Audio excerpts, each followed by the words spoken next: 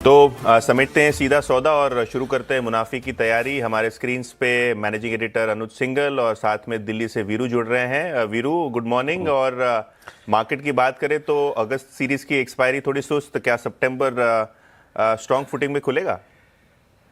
Good morning Yatin, good morning Ashish, good morning Anuj. ये तो देखिए कुछ देर में अनुज बताएंगे ही, लेकिन टीम बनाना एक कला होती है ना, उसकी प्रेरणा हम सबको कहीं ना कहीं से मिलती है।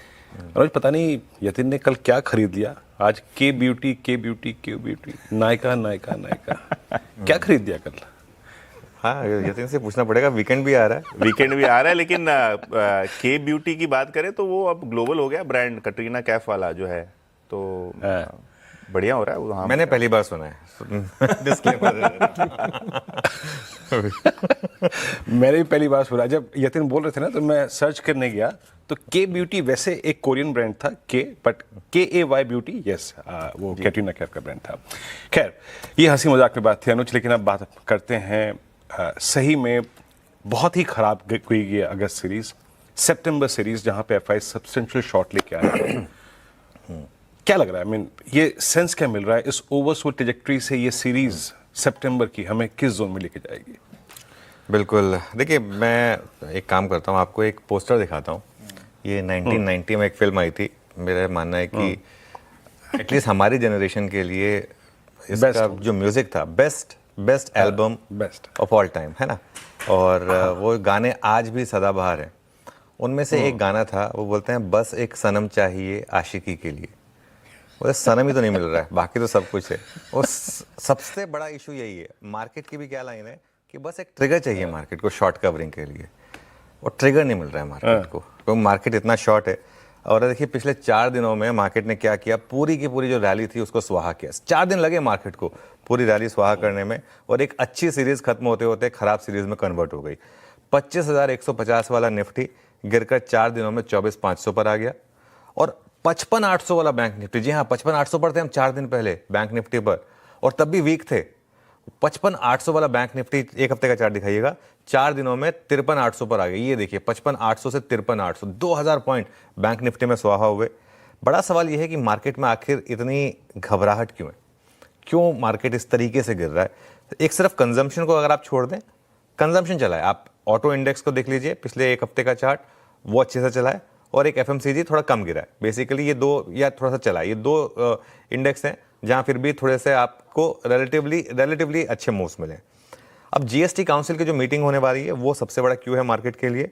FIIs की लगातार सेलिंग है, ताबड़तोड़ सेलिंग है। इनफैक्ट FIIs की कल भी देखिए जबरदस्त सेलिंग हुई, और सितंबर सीरीज में FIIs ने जबरदस्त शॉर्ट रोल ओवर किया। कुछ देर में हम डिटेल में डिस्कस करेंगे। निफ्टी और बैंक निफ्टी दोनों में एवरेज से ज्यादा रोल ओवर हुए हैं। ये आपको बता रहा है कि इस समय शॉर्ट्स का कॉन्फिडेंस कितना हाई है। FIIs नई सीरीज की शुरुआत में ऑल टाइम लो लॉन्ग पोजीशन, 92% शॉर्ट पोजीशन के साथ नई सीरीज की शुरुआत पहली बार हो रही है। इंट्राडे में या फिर इंट्रा सीरीज में हम गए होंगे, लेकिन सीरीज की शुरुआत में ही 92% शॉर्ट पोजीशन पहली बार हुई है। तो वो उम्मीद रहेगी कि शॉर्ट कवरिंग आए, लेकिन फिर वही सवाल, ट्रिगर मिलेगा या नहीं शॉर्ट कवरिंग के लिए। तो सनम की खोज सितंबर में जारी रहेगी, है ना, कुल मिला के अगर आप देखें यही बात है। चलिए आइए शुरुआत करते हैं मुनाफे की तैयारी की। सितंबर की सीरीज का पहला दिन, let's hope for the best, सब मंगलमय हो, इन्हीं उम्मीदों के साथ शुरुआत करते हैं मुनाफे की तैयारी की। आइए देखते हैं सुर्खियां। हर सुबह की करें शानदार शुरुआत, सबसे सॉलिड रिसर्च, सटीक सलाह, बेहतरीन ट्रेडिंग आइडियाज और साथ में मुनाफे वाली रणनीति। कीजिए मुनाफे की तैयारी हमारे साथ। देखिए CNBC आवाज मोतीलाल ओसवाल स्टूडियो से लाइव।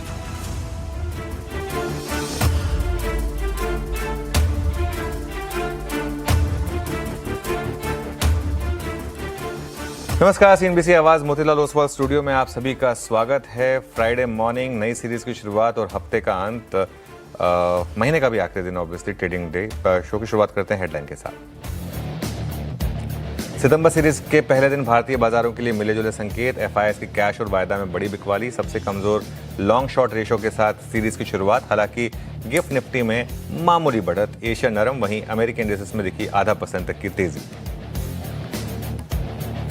रिलायंस इंडस्ट्रीज की 48वीं एजीएम पर आज बाजार की नजर। रिटेल और टेलीकॉम कारोबार के आईपीओ की टाइमलाइन का बाजार को इंतजार, साथ ही ग्रीन एनर्जी और पेटकेम कारोबार के विस्तार के रोड मैप पर भी नजर। सीएनबीसी आवाज में एजीएम की बड़ी कवरेज दोपहर 1:27 से। जीएसटी को लेकर ग्रुप ऑफ मिनिस्टर्स ने दी सिफारिशें। मेडिसिन और टेक्सटाइल सेक्टर को मिल सकती है राहत। सभी मेडिसिन और ड्रग्स पर 5% टैक्स की सिफारिश। वहीं 2,500 रुपये तक के रेडीमेड गारमेंट और फुटवेयर पर भी 5% दर का प्रस्ताव। अगले हफ्ते 3 से 4 सितंबर को जीएसटी काउंसिल की बैठक में फैसला संभव। सूत्रों के हवाले से सीएनबीसी आवाज की एक्सक्लूसिव। आज से शुरू होगी सितंबर सीरीज। वायदा से बाहर हुए 8 share ABFRL, Adani total, CSC, ग्लेनवर्स, पूनावाला और आईआरबी इंफ्रा समेत जिंदल स्टेनलेस और एसजेविन में नहीं होगा एफएनओ ट्रेडिंग। साथ ही सम्मान कैपिटल की एफएनओ में हुई एंट्री। वायदा में कुल शेयरों की संख्या पहुंची 209। बीएसई के बाद एनएसई का भी एफएनओ में प्री ओपन सेशन का फैसला। 8 दिसंबर से इंडेक्स और स्टॉक फ्यूचर्स में होगा प्री ओपन सेशन। अभी तक इंडेक्स स्पॉट और कैश में ही होता था और स्टॉक्स कैश में ही होता था प्री ओपन। प्रधानमंत्री मोदी 2 दिन के दौरे पर जापान पहुंचे। भारत जापान शिखर सम्मेलन में होंगे शामिल। इकोनॉमी, डिफेंस और ट्रेड जैसे अहम मुद्दों पर होगी बातचीत। बुलेट ट्रेन फैक्ट्री का भी करेंगे विजिट।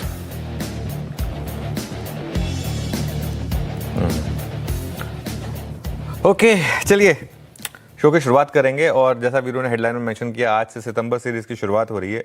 तो ऑब्वियसली जैसा कि हमारा एक सिलसिला रहा है, एक प्रथा रही है कि सीरीज की शुरुआत में हम देखते हैं कि सितंबर रहता कैसा है मार्केट के लिए। तो देखिए, सितंबर वीरू ज़्यादातर मार्केट के लिए एक बढ़िया सीरीज रहती है। ज़्यादातर पिछले 4 में से 3 सितंबर में एक्चुअली बड़ी रैली हुई है मार्केट में।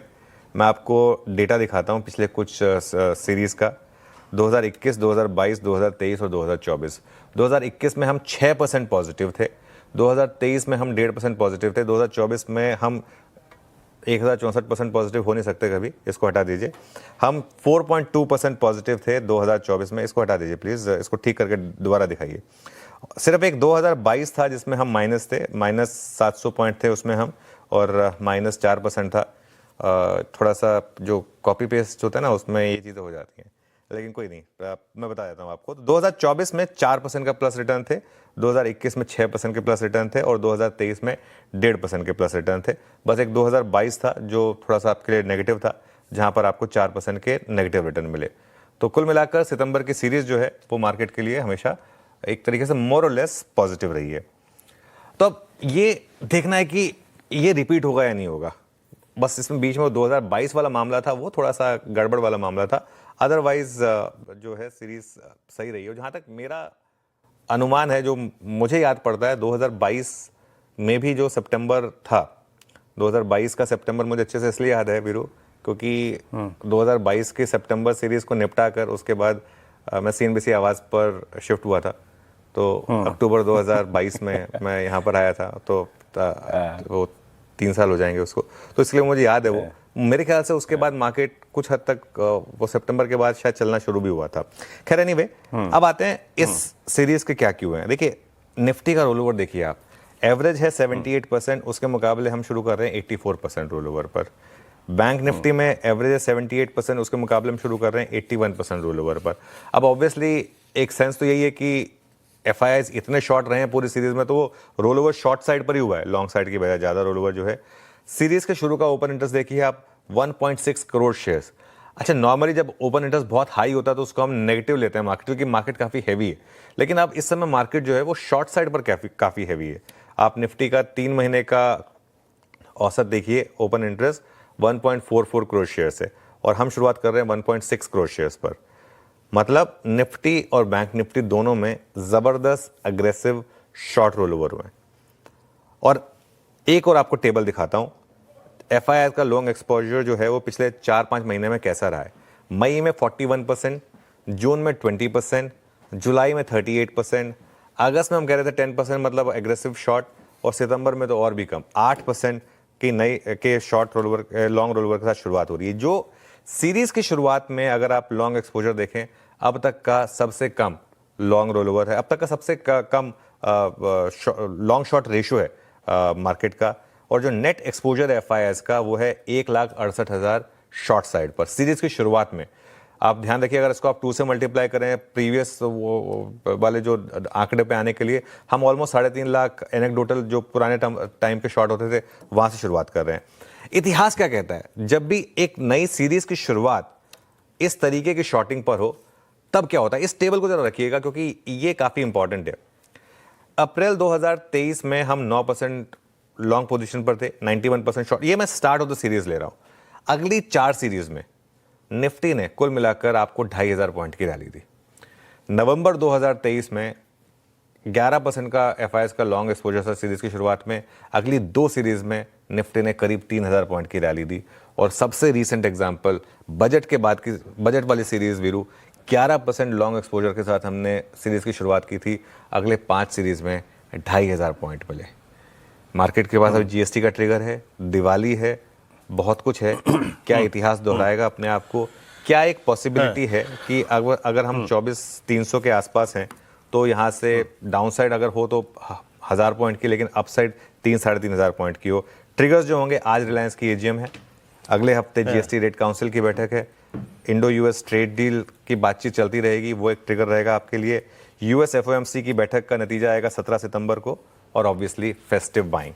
तो क्यूज तो बहुत कुछ है हमारे पास। अब इनमें से कौन सा क्यू मार्केट के लिए अच्छा निकले और वो शॉर्ट कवरिंग ट्रिगर कर दे, ये होप रहेगी मार्केट की। ओके, चलिए अनुज, आपने हर कुछ पहलू जो था वो टटोल लिया यहाँ पर। अब जो मेरा प्रश्न आता सिंपली आता भाई कि करना क्या, लेकिन इस प्रश्न को भी 2 भागों में बांट देते हैं। एक प्राइस जो होता है ना, कभी कभी कहता है कि जनाब आप ट्रेडर बनिए, प्रॉफिट बनेगा अच्छा। बट एक प्राइस कभी कभी कहता है कि यार इस पे इन्वेस्टर बन के शायद पैसा मत बन जाए। दोनों ही लिहाज से क्या करना है? बिल्कुल, देखिए सबसे पहले तो आपको अपने आप को एक सवाल पूछना है कि हम बुल मार्केट करेक्शन में हैं या हम बेयर मार्केट में। पहले तो उसको एड्रेस करिए, उसके बाद आपका जवाब आसान हो जाएगा।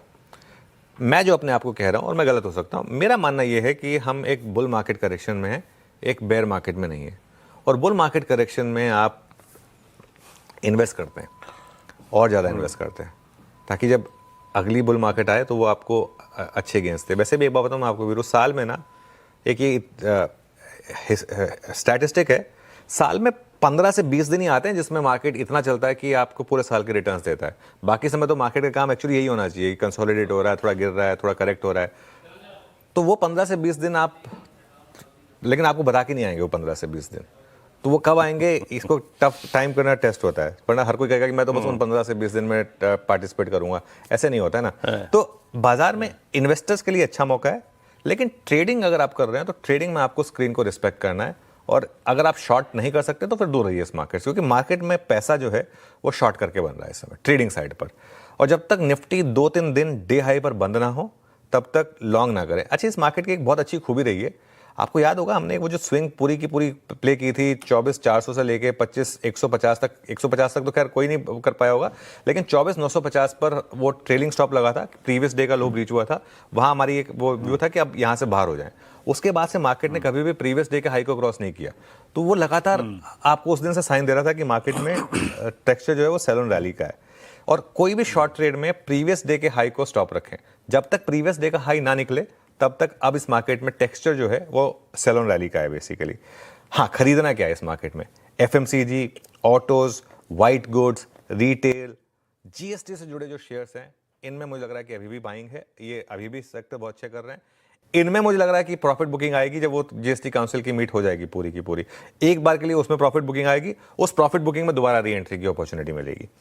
बैंक निफ्टी जो है ना वो सबसे ज्यादा कमजोर है। 2000 पॉइंट 4 दिन में निकलना बैंक निफ्टी के लिए मायने रखता है। मतलब, और ऐसा भी नहीं कि बैंक निफ्टी पहले चल रहा था, एक ऑलरेडी अंडर परफॉर्मिंग इंडेक्स में 4 दिन में 2000 पॉइंट का निकलना एक बहुत बड़ी दिक्कत की बात है। मैं आज सुबह पढ़ रहा था कि कुछ इंडिया फोकस ग्लोबल फंड्स हैं जहां पर बहुत बड़ा रिडेम्पशन हो रहा है। ये आई थिंक मोर और लेस उससे रिलेटेड है, क्योंकि बैंक निफ्टी में ज्यादातर एफआई का एक्सपोजर है। लेकिन पर्सनली मेरा मानना यह है कि बैंक निफ्टी में अब ईटीएफ बाइंग का एक अच्छा मौका है। अब ये 53,800 का क्या 52,800 हो सकता है, 51,800 हो सकता है, 50,000 हो सकता है, मुझे नहीं पता। लेकिन स्लोली ईटीएफ बाइंग का ये एक अच्छा पॉइंट है। एक चीज़ मैं हमेशा बोलता हूँ कि मार्केट में आपको सेंटीमेंट और भाव दोनों एक साथ अच्छे नहीं मिलेंगे। अगर सेंटीमेंट खराब है, जैसे अब है इस समय, तो अच्छा भाव है, मतलब लेने वाला भाव है। अगर सेंटीमेंट पीक पे आएगा तो फिर निफ्टी पे 27,000 हो जाएगा, फिर बैंक निफ्टी 60,000 हो जाएगा, फिर आपको वो प्राइस नहीं मिलेगा। अगर आप चाहते हैं कि न्यूज़ भी अच्छी हो, प्राइस भी अच्छा हो, वो मतलब वो नहीं होगा, दोनों चीज़ें नहीं होंगी। टैरिफ वाला जो मामला है ना, उसको मुझे लग रहा है लेकर मार्केट थोड़ा ओवर रिएक्ट कर रहा है। अब मार्केट को क्या डर है क्या नहीं है मुझे नहीं पता, लेकिन जैसा कल मधु भाई से बात हो रही थी, इसको लेकर इतना मुझे नहीं लगता कि इकोनॉमी में इतना इम्पैक्ट है जो हम इतना ज़्यादा रिएक्ट कर रहे हैं। हमारी डोमेस्टिक इकोनॉमी स्ट्रांग है, इनहेरेंट स्ट्रेंथ काफ़ी है, और ये जीएसटी कट आने के बाद डोमेस्टिक डिमांड भी स्पर होगी, उससे भी काफ़ी हद तक हम उस ब्लो को नेगेट कर पाएंगे जो यूएस से आने वाला है। और बाजार में पहले भी हमने ऐसे फेजेस देखे हैं, आगे भी ऐसे फेजेस आएंगे। बुल मार्केट में करेक्शंस का आना कोई नई बात नहीं है। जी हाँ, ये बात हो रही थी बुल मार्केट की इस करेक्शन की, कैसे बताओ ट्रेडर और कैसे बताओ इन्वेस्टर आपको अप्रोच करना है, इस पर हमने बात की। एक काम